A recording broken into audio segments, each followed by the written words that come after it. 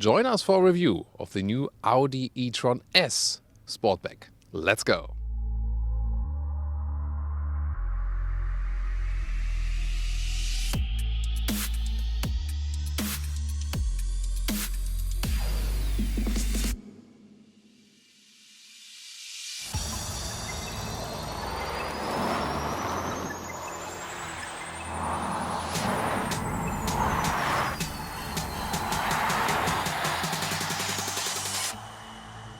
In the front we can already see a strong look here for the S model.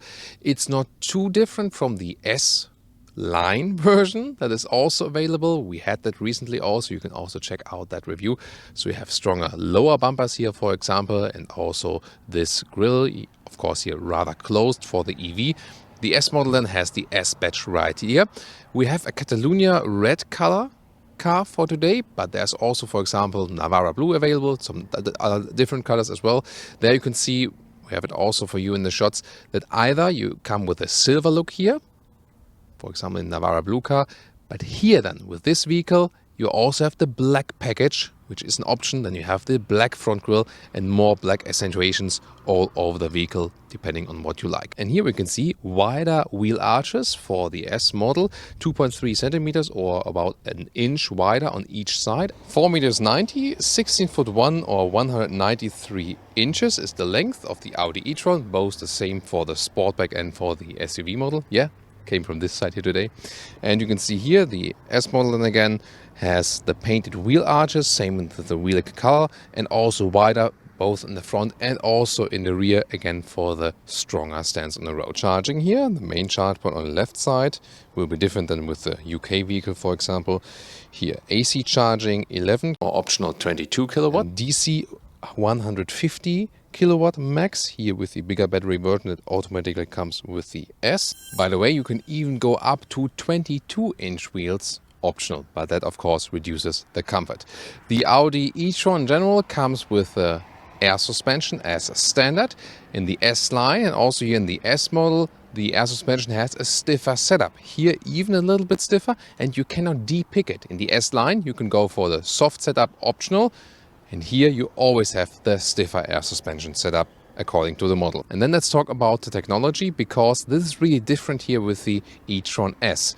So usually you have electric motor in the front and also one at the rear.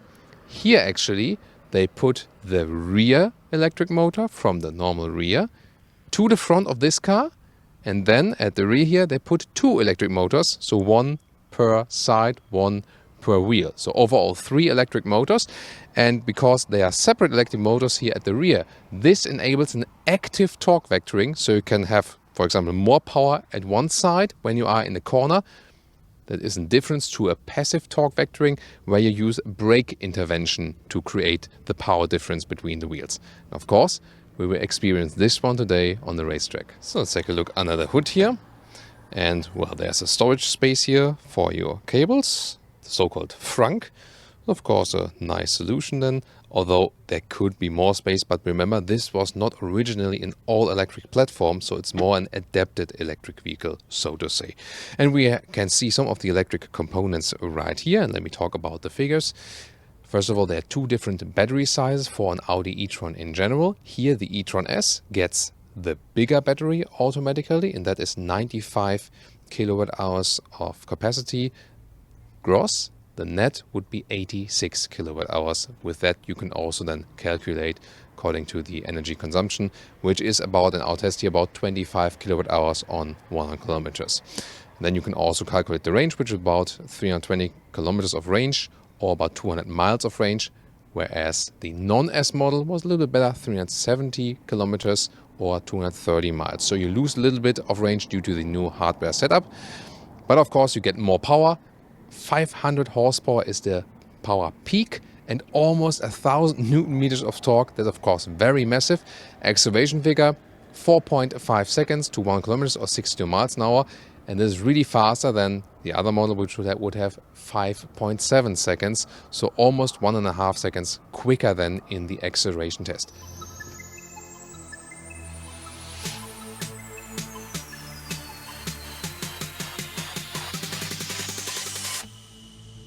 nice Alcantara touch here for the S model, also soft touch above that. Very good for the buttons. So the window buttons here with the clicking sound. Then the digital mirrors here, again an option.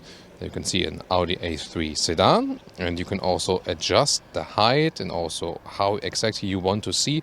And for the other side, you just switch it here, and then you see there's nothing happening here, but the same that happened before here is just happening on the other side, so at the second mirror, and also like this. So it depends really on the brightness outside, day and night, and so on. The good thing is you don't have a blind spot, but then again, it is, so to say, an unrealistic view in comparison to a mirror. You rather have a flat view. To me, it doesn't really function that well with the brain because, you know, when you have a mirror, it's more plastic, it's more three-dimensional, and here you're a little bit disconnected from reality. That's how I experience it. Then, S entry badge in the lower part here for the S vehicle, of course. We know that also from other S-line vehicles, for example. Then we have a steering wheel also with the S badging and some contrast stitches on the inside. Right there. Soon more about the virtual instruments and so on. And the S model also comes standard with sport seats. It starts with standard sport seats with separated head restraints, and optional these here, the S sport seats with integrated head restraints. Usually both come with Alcantara on the inside as standard. Here optional animal skin. It also depends on the market. Sadly, so much animal skin use, of course, not really useful at all, and especially not useful for a sporty vehicle and also for a vehicle that's supposed to be more sustainable. Yeah, they really have to work on that. At least the European setup would be majorly Alcantara on the inside. And here the cockpit overview. Again, a very clean setup, hardly any real buttons left. Then you have this huge console here in the top part, here also with a special structure. Very interesting. The e-tron badge will be illuminated at night, for example. Soft touch materials also on the top of the dashboard. Here again you see this dual screen setup, 10.1 inch and 8.6 inch, and they also interact with each other. I'll soon show you more to that. Then here the steering wheel with these huge gaps. Right side you have a volume control, left side you control the digital instruments, and soon we'll also show you more details to these. And you also have here then electric control of the steering wheel. You can have a different view like this, and of course you can also put in the GPS map, either just small or also all the way over the place. Now to the central infotainment unit. There is a good overview menu. This is also here another possibility to have some, like quick access, but I rather just use this view here. And then, for example, you have the car menu where there you can have the auto drive select. It's also possible to pick it in the lower part with the arrows. And you can see that the air suspension adapts to the driving mode. Here, for example, in dynamic mode, we go a little bit lower. Other than that, what is also interesting is here, charging and efficiency assist. Here, when you set it to automatic recuperation, the car rather does it itself and always resets your command on the steering wheel with the pedals. When you have set it here to manual, then it sticks with the mode you have set with the shifting pedals, and probably also what I would actually go for. And now a look at the head-up display here of the Audi e-tron S. It's a very nice option, and you can see the current speed, the allowed speed, and also some GPS information. By the way, the top speed here of the e-tron S is 210 kilometers an hour or 130 miles an hour. And now to the rear, also easy entry, and you have enough legroom right here, so for tall adults absolutely no problem. This is the Sportback, so there is a little bit less headroom, but you can see here with one with A6 or 6.1, even if I put myself back, it still works. Of course, the SUV classic form would continue a little bit further here and obviously a little bit more space if you're, for example, even taller than me. We have some manual shades here, especially for the kids also, and it's really good, nice and upright seating position here in the rear, so can't complain about that at all. It's really good also for longer term. So let's open this electric hatch. Instead of 600 liters with the SUV, you have 555 liters here with the Sportback. The only thing you lose here is a little bit height right here, but I think you can rather live with that. So still very well usable trunk. This one can be removed actually, and below this net you can also remove that. It's also quite good to secure some things. There's a little bit more storage here. You can see it also would work with a replacement tire actually.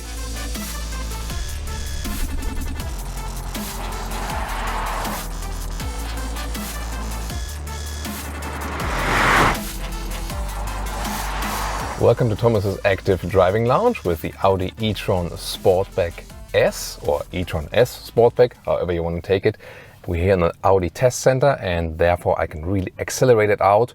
4.5 seconds to 100 kilometers or 60 miles an hour is the official figure. Can we reach it?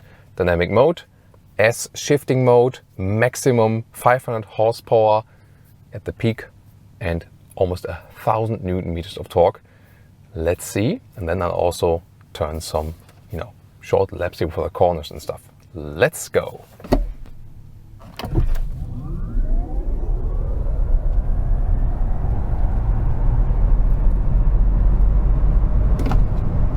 Whoa, nice.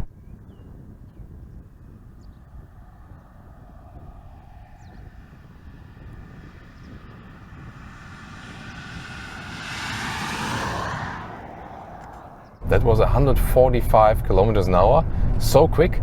I reduced the speed right there because there were some birds flying over the road. Of course, safety for the birds is way more important than us accelerating it out further. Wow, really cool. And I mean, how silent and smooth this acceleration came.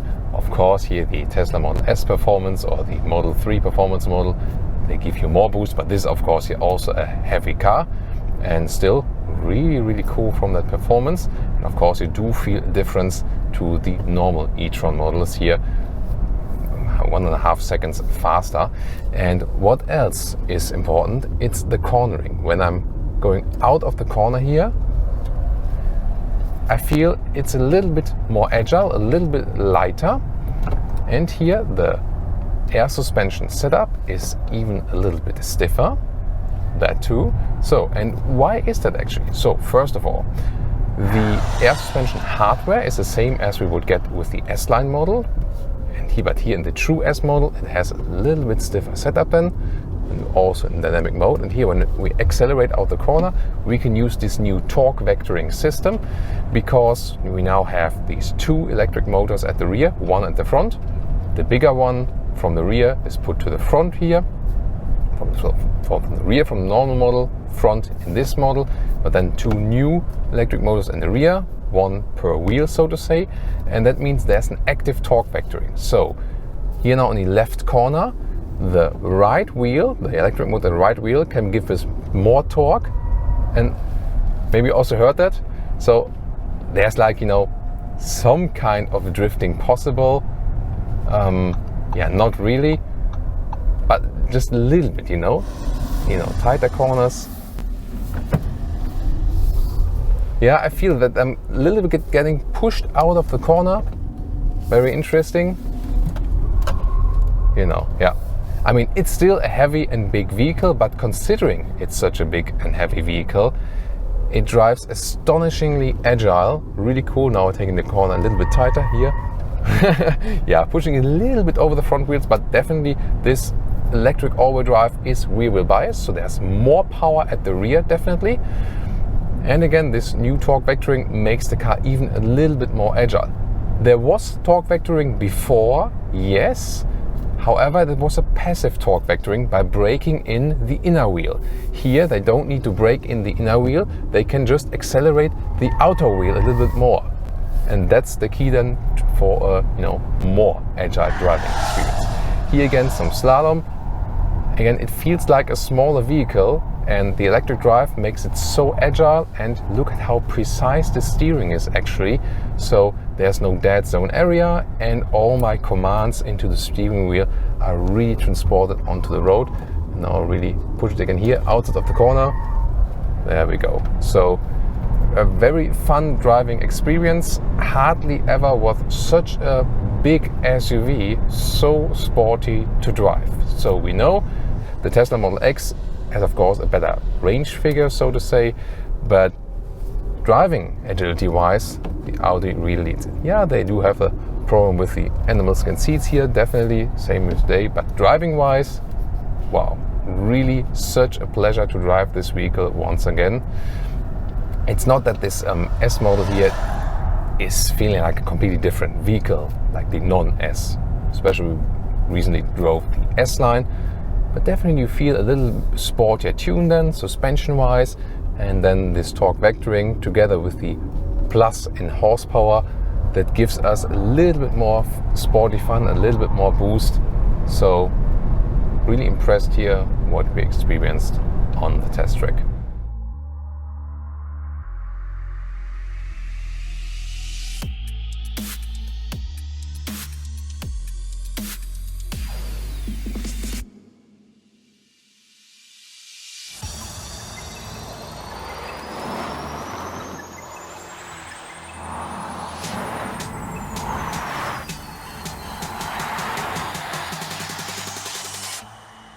And now to our conclusion for today with the Audi e-tron S Sportback. Again, S version both for the Sportback and also for the normal SUV. And what does it actually change? First of all, the exterior.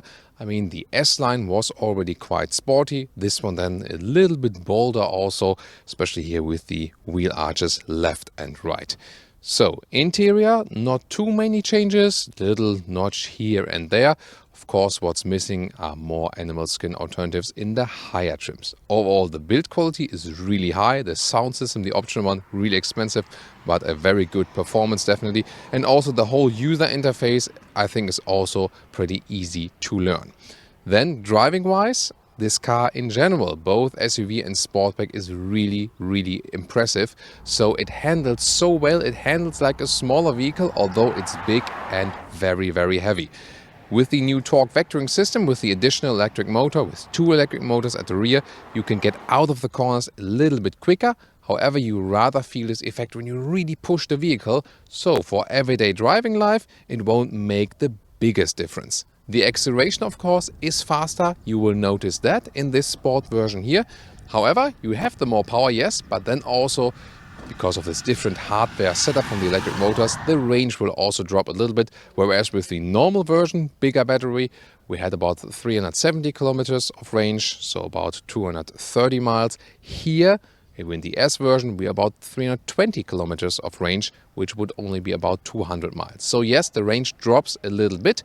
However, you would not buy this car if you want to cover long distances anyway. This wouldn't be the main goal of this vehicle. Still, it's a very cool and sporty, attractive version. I would rather go for the non-S version to have a little bit more range.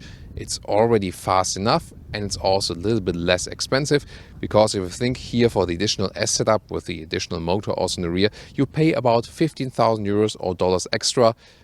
You get the sportier package, definitely, if you want that. Of course, you can also go a little bit more cost effective. But definitely very impressive what this car could deliver here on the racetrack today or on the test track. Because driving-wise, from the driving agility, I think there's nothing that comes close to it in this very segment, both EV and combustion engine. So that's it for today. Thanks so much for tuning in, and also tune in to more electric vehicle reviews here. We will link some of the interesting ones in the video description and in the pinned comment. See you there.